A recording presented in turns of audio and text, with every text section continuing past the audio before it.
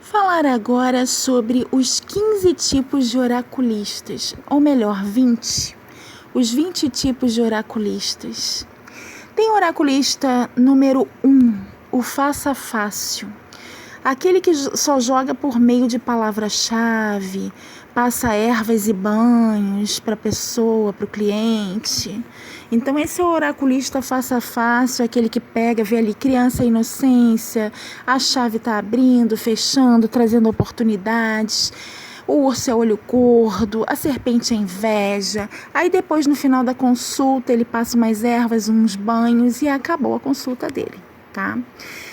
O número 2 é o oraculista recomendado por simpatia pessoal de outro que já tem afirmação no mercado de trabalho oracular. Então, esse número 2 é aquele que é recomendado por simpatia pessoal do outro que já tem afirmação no mercado oracular, porque esse oraculista recomendado chega lá, fica rasgando seda, lambendo o rabo de todo mundo, bajulando, e aí consegue aquela foto para o dia seguinte, consegue mais acesso, mais contato e acaba sendo recomendado, ainda que aquele outro que recomenda nunca tenha se consultado com ele.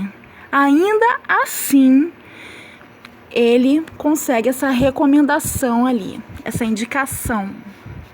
O terceiro oraculista é o herdeiro da tarta, o herdeiro da tataravó, aquele que recebeu o dom, segundo ele, da linhagem da avó, da mãe, da bisavó, da tataravó.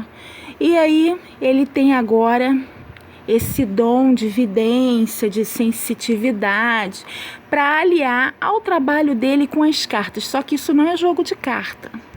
Isso é só o dom que ele tem como herdeiro da tarta. Só isso. É uma coisa bem separada, bem à parte, que não tem nada a ver com jogo de carta. Não adianta misturar as coisas. Símbolos são símbolos e herança espiritual é herança espiritual à parte dessa decodificação simbólica. O quarto tipo de oraculista é o oraculista comfort. Aquele super otimista, tudo para ele é bom, ainda que ele veja um urso com uma cruz e uma nuvem, para ele tá ótimo, ele te põe para cima, é super otimista, simpático, tudo se resolve. É aquele oraculista comfort, né? Então, ele não quer perder o cliente, então só fala coisas bonitas, coisas boas, coisas agradáveis, é super simpático o tempo todo. Tudo pode ser resolvido, todo jogo dele é otimista. Mas tem aquele também que todo jogo é fatalista, né? Não pode ver uma carta que já mata. Eu conheço uns aí no tarô, não pode ver um 8 de espadas que já é morte. Enfim, o quinto oraculista é um investidor. Aquele que paga para ser entrevistado em podcast, paga para fazer uma propaganda pesada do trabalho dele, aquele que paga para impulsionar o trabalho dele, para colocar ali a propaganda bonitinha, paga uma pessoa que saiba escrever bem a propaganda, uma pessoa de agência para colocar ali tudo bonitinho, com aquela imagem bonita. Esse daí é o oraculista investidor. Nesse daí eu fico com o pé atrás, porque quando a propaganda está muito bonitinha, aquela imagem toda legal, já fico assim, pensando se condiz com a realidade. Eu já fico pensando nisso, eu já gosto de ter certeza se uma coisa condiz com a outra. O próximo oraculista, o sexto oraculista, é o oraculista fusionista. Ele fusiona tarô com baralho cigano, porque ele não sabe ler somente baralho cigano. Então ele fusiona tarô com baralho cigano, astrologia com baralho cigano. Ele vai fusionando tudo, mitologia, tudo com baralho cigano, porque só com as cartas ciganas ele não dá conta. Ele não tem estudo, então ele fusiona. Eles têm conhecimento um pouquinho ali de astrologia, um pouquinho ali de tarô, um pouquinho ali de mitologia. Aí mistura essa salada toda e dá uns pitaquinhos ali. E consegue se sair bem. O sétimo oraculista é o oraculista de religião. tudo puxa para um trabalho espiritual. Tudo foi feito, tudo que sai ali é trabalho feito para você. E no final da consulta você sai com uma lista de mercado para fazer um trabalho espiritual. Tudo no jogo desse oraculista de religião puxa para trabalho espiritual. Tudo é magia, tudo é carga, tudo é encosto, tudo é problema. O 8º oraculista é o oraculista sem estudo, mas com uma imagem bem trabalhada no mercado. Sabe aqueles oraculistas que não entendem nada de carta, quando abre a boca só fala besteira, mas a imagem dele é bem trabalhada no mercado, com livro, com essas coisas, com entrevistas. Tem aquelas camadas, né, que eu já comentei aqui nos vídeos. Então, esse é o oraculista sem estudo, mas com uma imagem bem trabalhada no mercado para passar batido. O 9º oraculista é o oraculista pitaqueiro, aquele que ele está aprendendo e pegando cobaia.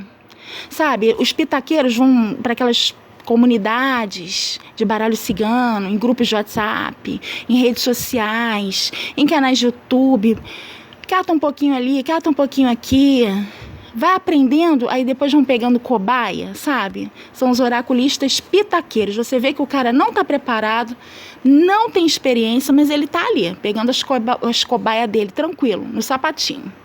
Daqui eu fico só observando.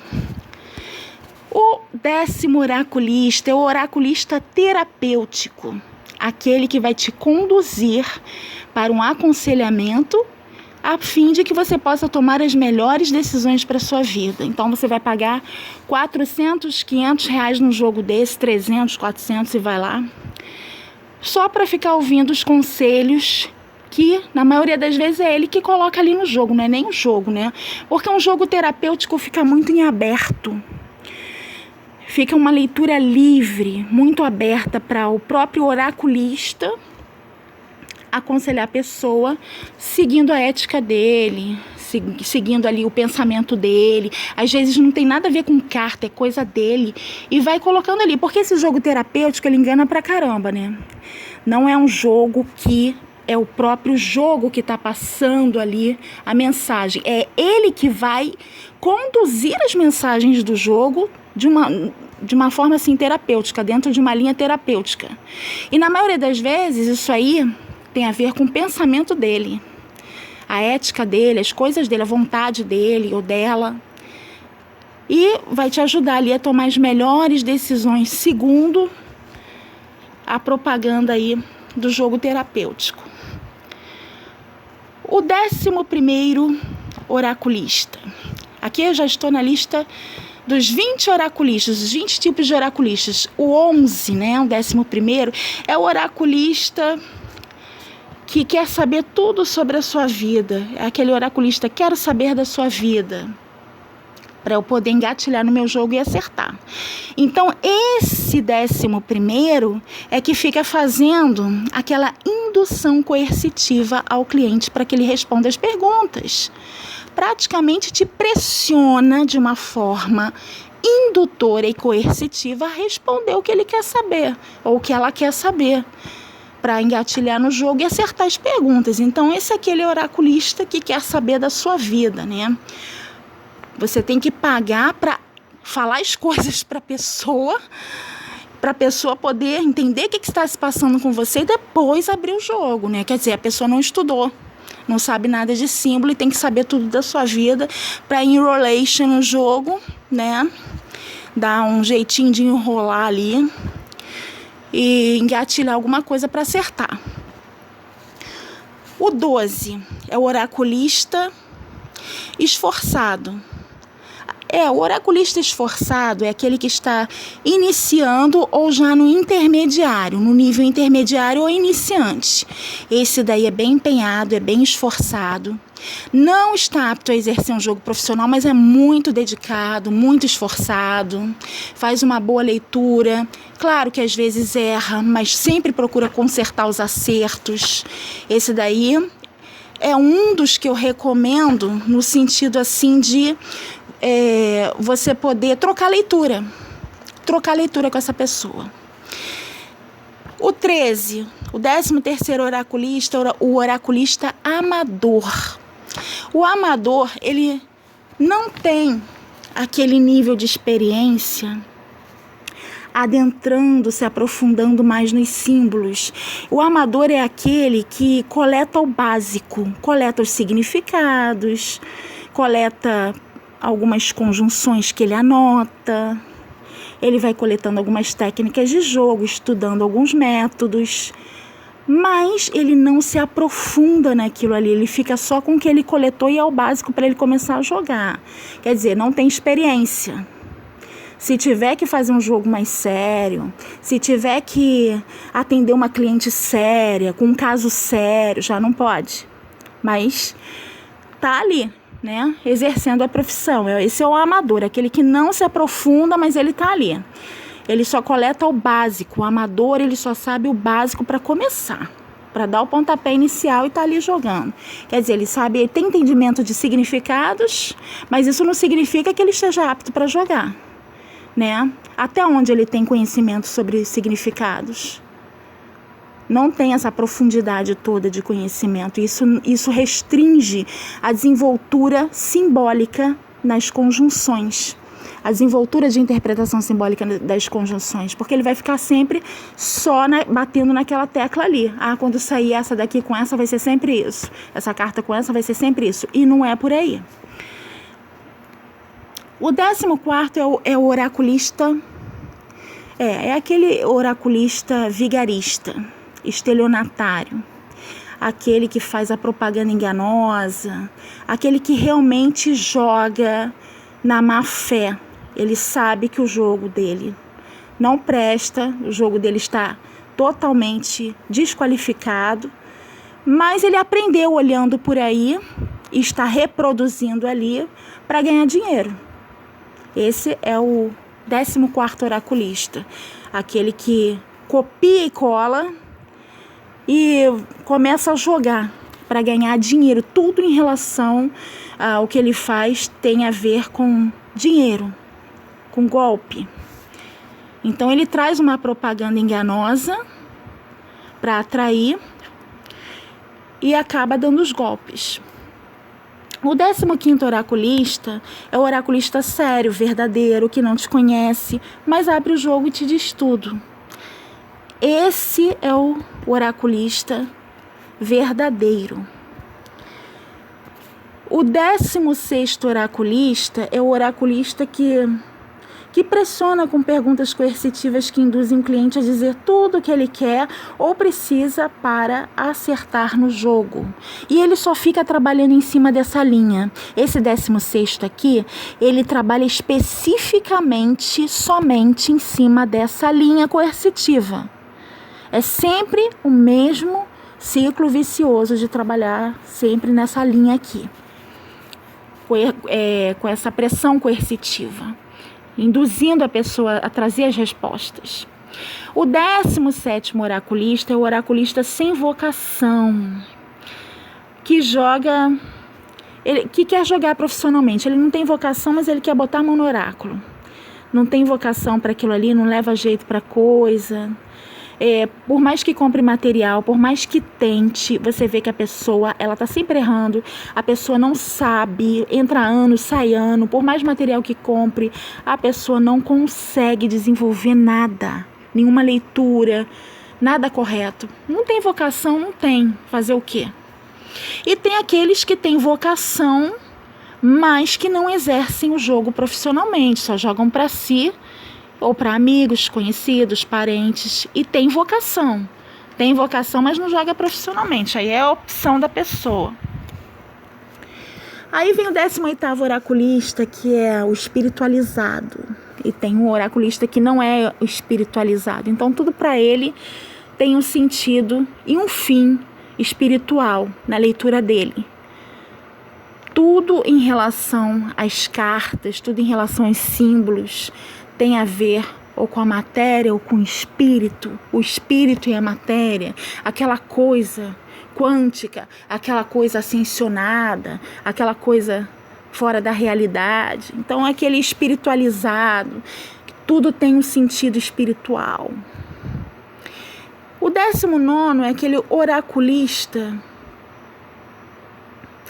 oraculista simpatizante. É o oraculista que simpatiza com as cartas.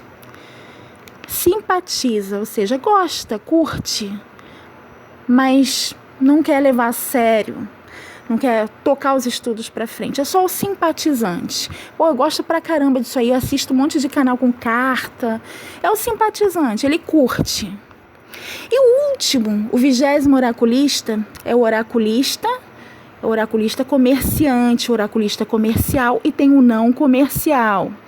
Por quê? O oraculista comerciante sabe que o trabalho dele vale ouro, porque aquilo ali é um conteúdo inédito, é um conteúdo que ninguém tem, é um conteúdo produzido só ali. Então, aquilo ali vale alguma coisa. Ninguém faz isso por aí, ninguém. Então vai colocar no livro para comercializar, vai colocar em palestras, vai colocar em apostilas para vender, vai colocar em CDs de aulas. Esse é o oraculista comerciante, aquele que tem mais anos de experiência e sabe que o material dele, que foi desenvolvido por anos, com muito trabalho, muita pesquisa, vale muito. Tem uma valia ali. É um serviço que não é prestado gratuitamente. E tem o oraculista não comerciante, ou seja, o oraculista não comerciante, ele não tem essa capacidade racional de desenvolver material de trabalho em cima de pesquisas. Ele não tem essa capacitação, nem capacitação de desenvolver como para pesquisar. Porque na pesquisa você tem que entender e se aprofundar naquilo ali. E esse não comerciante, o oraculista não comerciante, que não comercializa as coisas, ele não tem um material desse nível para venda. Ele não tem capacitação para desenvolver isso aí. Em relação aos símbolos com os quais ele trabalha, seja no tarô, no baralho cigano, ele não consegue estudar. Para você ter uma noção, tem oraculistas que em livros publicados, ao invés de passar a descrição simbólica, passaram a narrativa simbólica. Olha o erro, né? Então, mas mesmo assim comercializam isso aí. Tem erros ali de conjunções, erros de significados, troca de descrição simbólica com narrativa simbólica, tem um bocado de coisas ali e mesmo assim está sendo comercializado, né? Então tem os oraculistas que pesquisam e tem os relaxados que não pesquisam e deixam assim mesmo. Ninguém vai entender nada, ninguém sabe. São tudo leigo, vamos só vender, entendeu? Estão rasgando o verbo aqui nesse vídeo, escancarando. Estou mandando a real, porque eu conheço esse meio oracular. Já estou há anos observando, né? Lidando com essa gente. E eu sei o que eu estou falando. Então, esses são os tipos de oraculistas que estão por aí, que existem. Em qual você se encaixa? Qual o tipo de oraculista que você é? O esforçado? O esforçado é bom, né? Ou é aquele oraculista número 15, aquele profissional sério? Ou é o oraculista comerciante? O oraculista comerciante também é sério, né? Tem bastante experiência desenvolvida em material, porque toda a experiência de anos vai para o material, né? Também é bem interessante. Qual oraculista você é? Qual tipo de oraculista você é? Em qual desses 20 você se encaixa? Ou qual você conhece que se encaixa dentro desses 20?